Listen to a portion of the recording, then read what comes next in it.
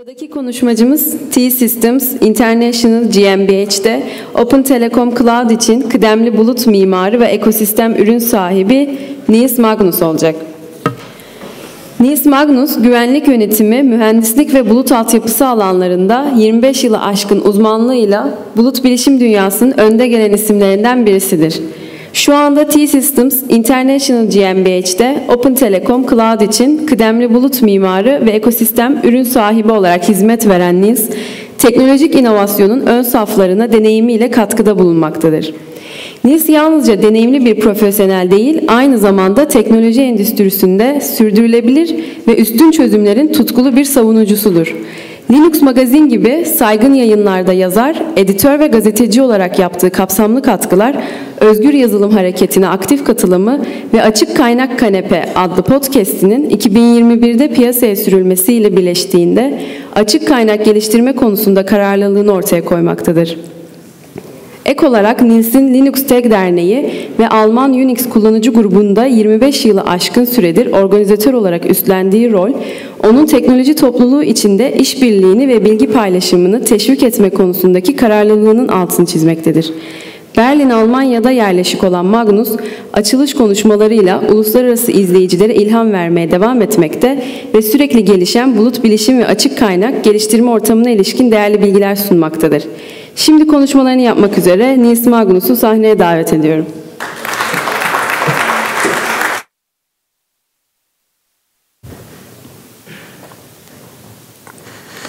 So, thank you so much for the introduction. Let me prepare this here. Yeah, good morning. My name is Nils Magnus. I'm working for Deutsche Telekom, as you can probably tell from this intriguing magenta color. We color everything in magenta. We have even to memorize ourselves the hex code for that.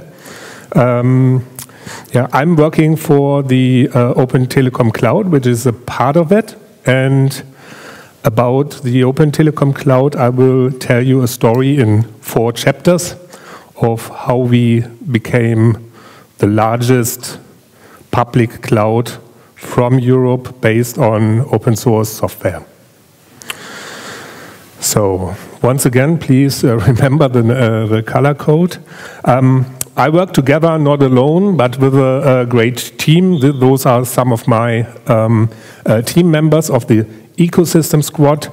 And besides delivering presentations and talks like these, we are creating the tools, the user tools that you might use to access our cloud, like the Terraform provider or the CLI tool that you are using to manage your cloud. So that's what we're doing in normal days. This is my agenda for the next 20-25 minutes.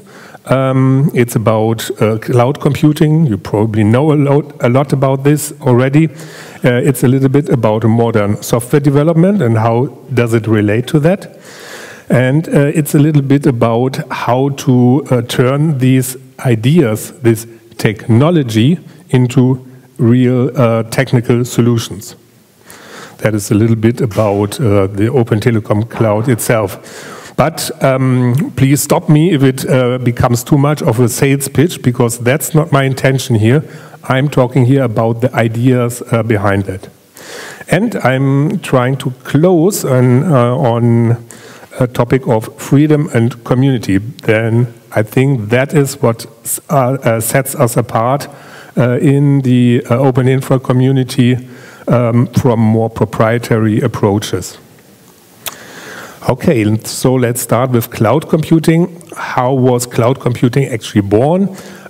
So if we think back to the very early days, the dawn of the networking, then we had for the first time the opportunities to connect computers to each other on a longer distance. When I was growing up, computers have always been devices that have been on one place but they are not connected to anything else. And for me, it was a great revelation when I first entered my university and see everything is networked. And networking alone is not enough, but you have to make useful links between the different nodes. You have to link them in some way. And with the upcoming of the World Wide Web, as an example, this dramatically changed. In the beginning, I don't know if some of you still remember, there have been actually books, printed books on paper that you couldn't file through, and those are books that had been named like 1,000 great websites or something like that, so you could look that up and then you had to type that. So nowadays we are at least one step ahead and have more easy ways of accessing that. So a lot of change. The commercials also entered the internet, and with that everything evolved. And at one point, server virtualization became more popular. Well, it was invented already years and decades before, but then when it actually became popular, it had a very big impact of the whole computing world. From now on, everything more and more turned into be as a service or built by software. So you could kind of mimic or control hardware that is actually comprised of software. So creating a whole bunch of servers out of one physical device. And that was more or less the step of entering the cloud era. But how to control those types of infrastructure? So you need some specific services to access them. So if you have a server, you need to control how to create such a server, how to get an overview of how many servers you have, how to reconfigure your server or to delete it. And the same also applies to a number of other important base level resources like the network. Let me see, is here a pointer? Yeah, like the network. This is the compute service in OpenStack.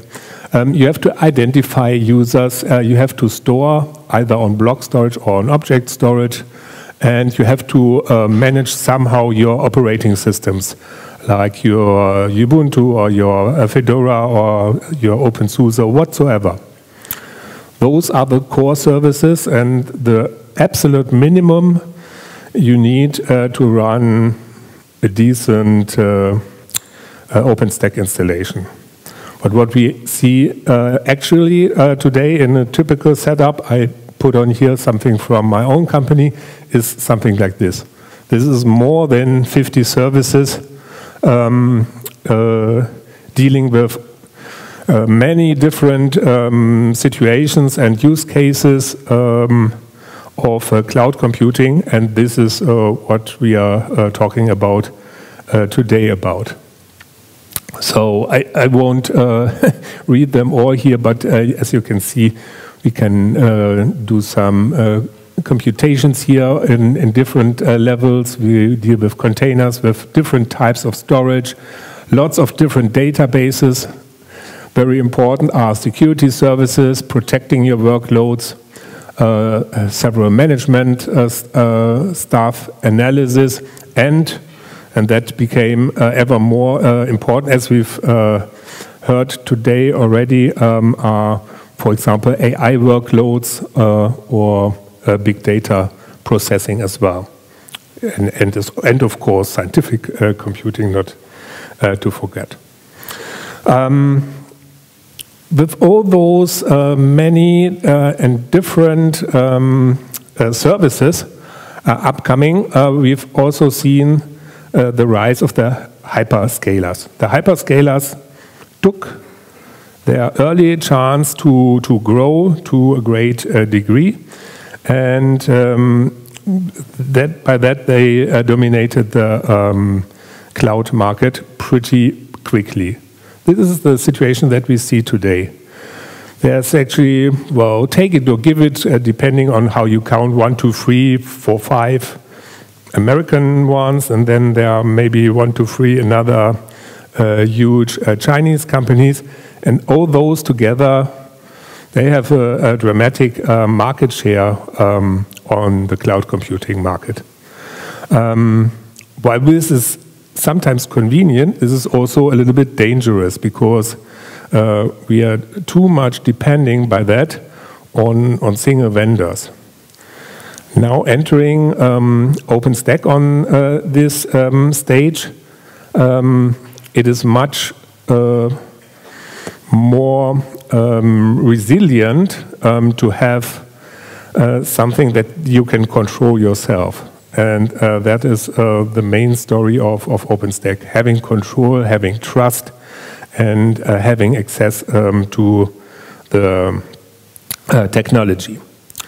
So with those, let me just switch over here. With that in mind, we should switch to chapter 2 and about make a shift on the perception of modern IT from the perspective of a developer. So you probably have heard several of those terms here already, something like Scrum, Kanban, or Agile. And those are all ways to self-empower the developers themselves. So software was a couple of years ago still some very hierarchic and very tight way of working, and that changed a little bit with the upcoming of those agile methods.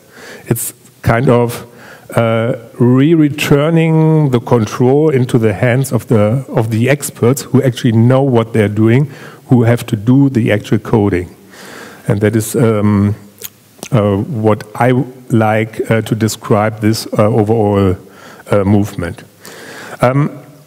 This is not an automatic success guaranteed. You need to have teams who are willing to go this journey, to start this journey, and to keep on this path.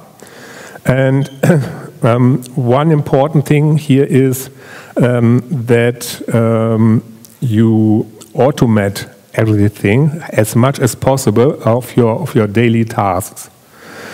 So if you code something, and if you then compile something, if you build something, if you package something, you should spend more time on how is this done than actually do it, and do it over and over and over again.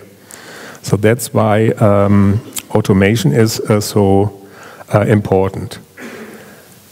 The nice thing is that both things can be combined. So the power of the cloud and this automation, those go hand in hand.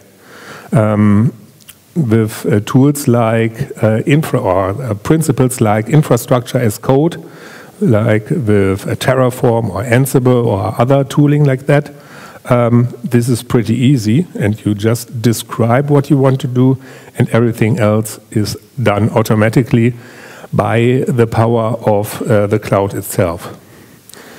And let me see here. Good. That is actually what we are doing together with my colleagues at Deutsche Telekom, at Open Telekom Cloud. We implement some thing that is also known as the Spotify model. So we have 3 types of entities there. We have whole tribes that are big teams or selections of combinations of teams. We have chapters like the architects. I'm a senior cloud architect, and I meet with my fellow architects in a meeting, and that is called the architects chapter. The same we have for engineers and for QA testers and other professions as well. But the daily work is done in a so-called squad. Those are the acting teams. And on the beginning, I had a photo, for example, of my specific squad where we work together on a daily basis. But there's not only the small scale, but you have also to deal with a large scale if you run something seriously like the Open Telecom Cloud with a few hundred of staff members. And for that we have the so-called overarching release train. So those are teams of teams who meet every now and then, typically every 3 months, and then we do the actual inter-team planning. So that is also part of that. Why do I explain this, or why do I tell this to you? Because the organization and the actual topic goes also hand by hand. It is very important to have here a similar mindset, and that's why we very carefully pick our team members to see if they are actually fitting into this approach that we are pursuing here. So with that we coordinate between the squads themselves and of course the stakeholders, being our management, but also being our partners, being our customers, and so on.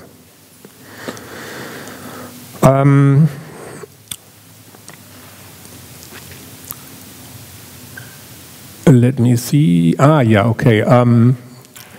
There is one term you might have heard that is day 2 operations. I'd like to talk a little bit here. What does it mean? Operations is probably pretty obvious. Running a computer, setting it up, configuring everything, turning on the power button, and that is more or less the exciting part of modern IT management. But actually there's also some kind of day 2 operations on the next day. That is just about checking that everything is up and running. If every of the dials are in green color and nothing in red or something like that. And that is what we call day 2 operations. So, for example, applying changes or doing updates or applying fixes if some issues have been found, capacity planning, life cycle management, security scans, and so on and so on. Taking this into consideration is also very important to run and keep control of your installation.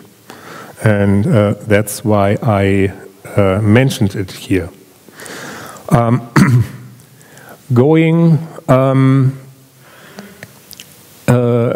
just agile is not necessarily enough. It is a long story, and it requires also some endurance to keep on that and to learn and adapt, because several of those practices in the agile world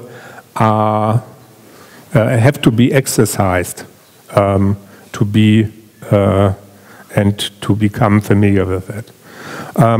Once you have this unified mindset about this, then it makes your whole organization, your whole business much more resilient, because you can more easily deal with unexpected situations and the like.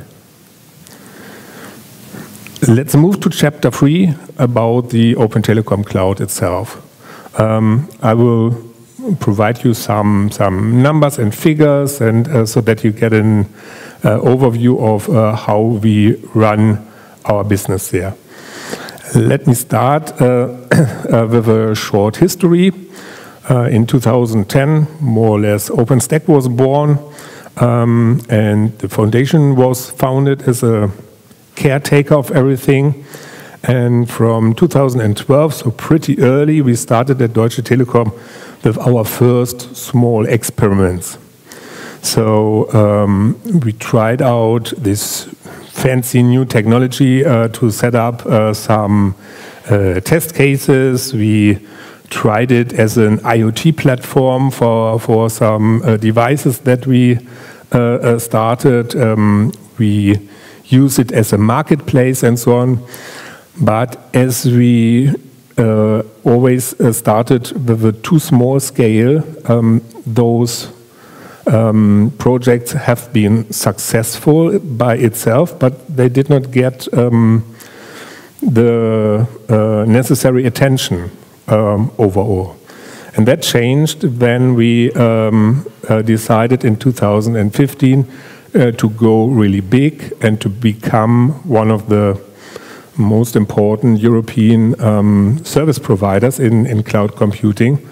And we investigated, we looked for partners, we prepared everything, and then at CeBIT 2016 we rang a big bell and started Open Telecom Cloud. That was the beginning of that story, and this is how my marketing colleagues usually put this. So lots of leading slides and lots of logos and so on. So as you can see here, we have quite a number of customers. I promised my colleagues to show this slide, so they are for sure very proud of it. We are all very proud of it. So for example, during the Corona crisis, we hosted our national Corona One app. That was a very huge and very important and very sensitive part of software. And that was a big success for us in Germany to run those systems. Yeah, what is the Open Telecom Cloud today? We comprise of 3 regions. They are each geographically independent, so that you can implement geo-redundancy from that. We have one region in, oops, sorry, that is the wrong button. Yes, this is the right, and here, yeah. So Biere is actually a very tiny village in eastern Germany, not so far away from Berlin, where I live and work. We have a second region that is in the Netherlands, close to Amsterdam, and a third one, which is in Switzerland.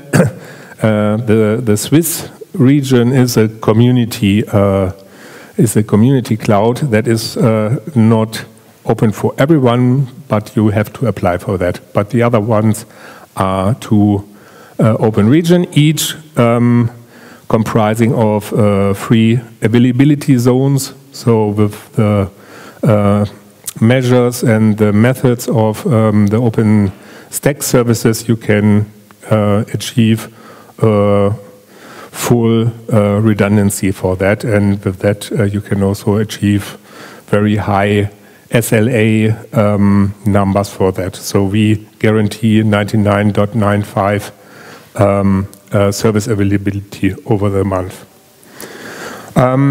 Some numbers about the Open Telecom Cloud. There are a couple of terabytes of RAM combined of all our systems. We have about 100,000 virtual machines up and running. Very impressive number are the 830 plus petabytes of storage that we take care of. So, for example, we store a great amount of satellite image data on that to distribute this to different research facilities, universities, and so on. and other stuff as well. I talked about the 3 locations. There's obviously not only servers, but also switches and other components, so that we come up to nearly 30,000 assets in our racks.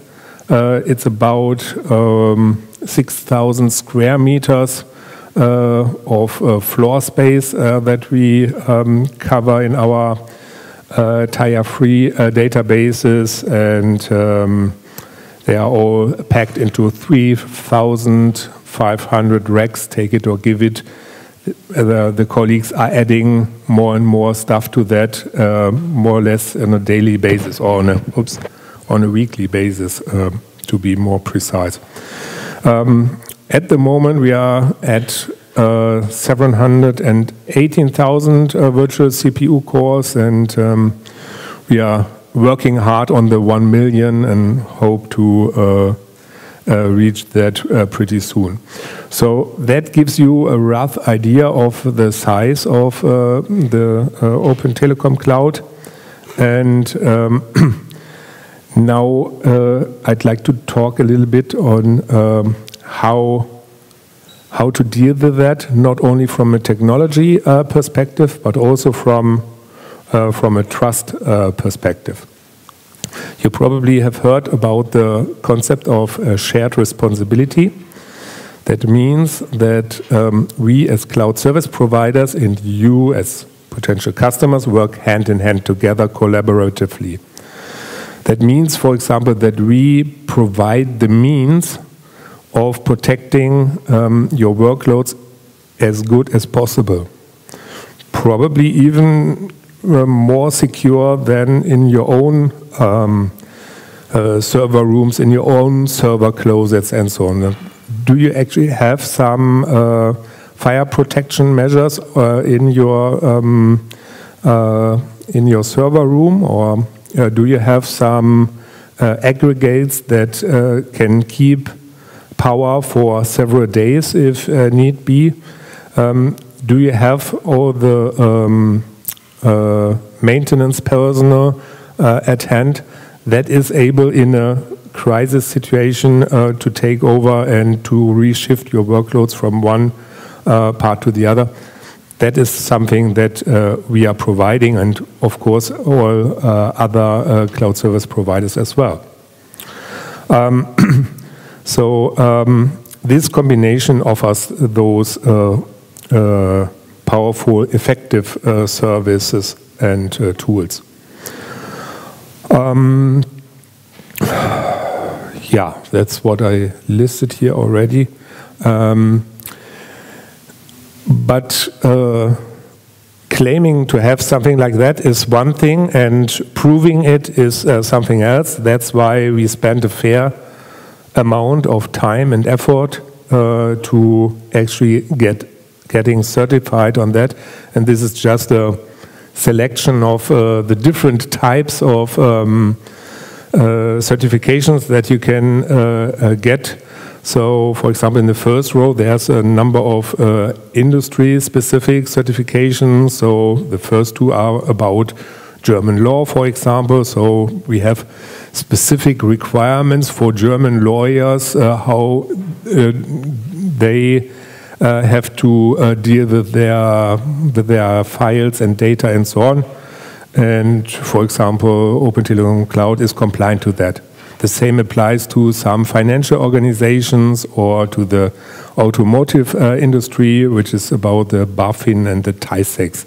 And a completely different approach is data privacy, and that is the second row here. And most difficult to achieve are the security certifications on different levels, as you can see here. 1, 2, 3, and this is the latest one that was added to our list of certifications, as well as the more physical and information security related ones about how is your data center protected, what measures did you take that there are no fires and there are no floods and then there are no intruders and so on and so on. So I found those certifications, to be honest, usually quite boring, because you have to answer over and over the same questions again, more or less. But they are very important, and they are probably underestimated by the normal operations guys like I am one. And that's why I want to thank also my colleagues, and not only my colleagues at Deutsche Telekom, but everyone who is taking care of certifications and preparation of that, because this is a very valuable work that adds to the overall trust in cloud computing.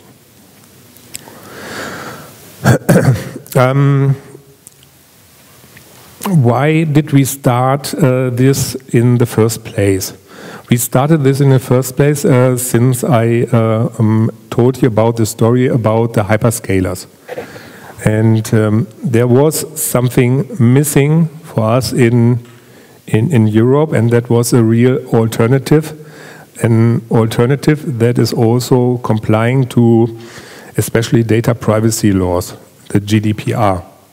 The GDPR is a set of rules set up by the European Union that defines a number of rights that we as citizens have against those who store and process our data. So, for example, if something is wrong, you have the right to have it corrected. Or if you say it is not needed by you anymore, then please delete it, and stuff like that. But not all countries have the same level of privacy laws. For example, the United States can law enforcement in the United States can request to access any piece of data of some company that is within their legislation, and all the American hyperscalers are, and then they just have to surrender this data no matter what and no matter where this data is stored. If it's stored somewhere in Germany or in the US or, I don't know, on the North Pole, it's completely regardless. And for that, it is so important for us and for many of our customers to stay GDPR compliant. And for that, we defined a number of measures, like having European data centers operate everything with US, non-US or European staff members, and to keep sovereign of our installation. Keeping sovereign means that we have control for the source code, we have control about the systems that we run, we have control about how the code is developing in the future, not only today, but also what is happening next week, next month, or next year. And we have also the power to look into the code, to analyze it, to identify potential problems or backdoors. And with all this, we implemented in our cloud offering and providing by that this sovereignty. Oops, there we go. Yeah, this is, let's not call it a side project, but something that we started 2 years ago about. We don't want to be only the most secure and most powerful cloud, but we also want to be the most sustainable cloud. And with that, we started turning our energy into green energy, and we started a couple of also community-based small projects. For example, some colleagues in the Munich office started to talk to some local beekeepers, and now a number of beehives are on their roofs producing not only cloud computing but also a few number of glasses of honey, and also supporting the environment. So those are a number of activities that we want to pursue further, and we also want to combine this a little bit more on the technical side, and we are engaging also into initiatives how to measure the actual power consumption and other consumption of our cloud installations. Okay, now let's get to the last chapter, freedom and community. The OpenInfra community is what brought me here to you. So there are so many connected people in this community. That is a good network of like-minded people, and we are a proud member of the OpenInfra Foundation.